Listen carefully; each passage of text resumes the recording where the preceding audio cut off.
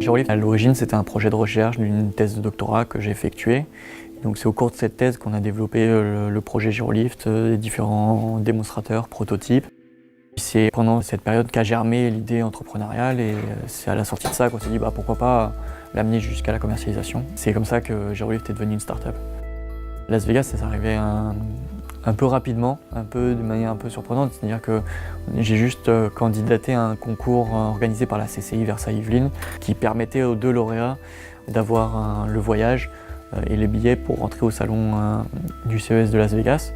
Et au final, j'ai remporté avec une autre startup, Energy Square, le concours.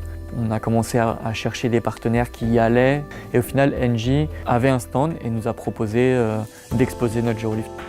Au final, ça s'est très bien passé, énormément de visibilité, de contacts avec des grands comptes, des industriels, des investisseurs qui sont intéressés ici soit pour l'industrialisation, pour la commercialisation, etc.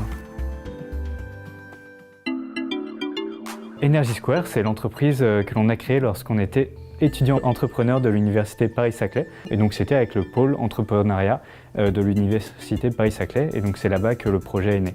La société Energy Square, notre cœur de métier, c'est de développer une nouvelle technologie de charge pour des appareils électroniques, donc pour des smartphones, des tablettes. Et donc l'idée, c'est d'avoir des surfaces sur lesquelles on peut poser tous ces appareils et charger tous ces appareils en même temps. Et dans le développement de notre société, on a lancé un premier produit qui est une surface de recharge pour smartphones et tablettes. Et maintenant, on travaille sur des produits d'intégration qui permettent d'intégrer notre technologie dans des tables, par exemple, pour charger son ordinateur portable ou directement dans des appareils électroniques.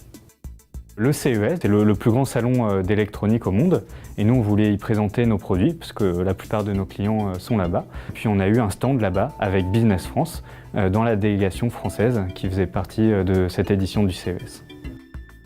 Les retours du CES ont été très bons pour nous. On a rencontré une 60aine de clients qui potentiellement pourraient être intéressés pour acheter nos produits ou notre technologie. Et donc en ce moment, on est en train de relancer toutes ces personnes. Ça peut être des fabricants d'appareils électroniques, par exemple, qui ont besoin de notre technologie dans leurs produits, ou des personnes qui ont tout un tas d'appareils à recharger, des smartphones ou des tablettes, par exemple.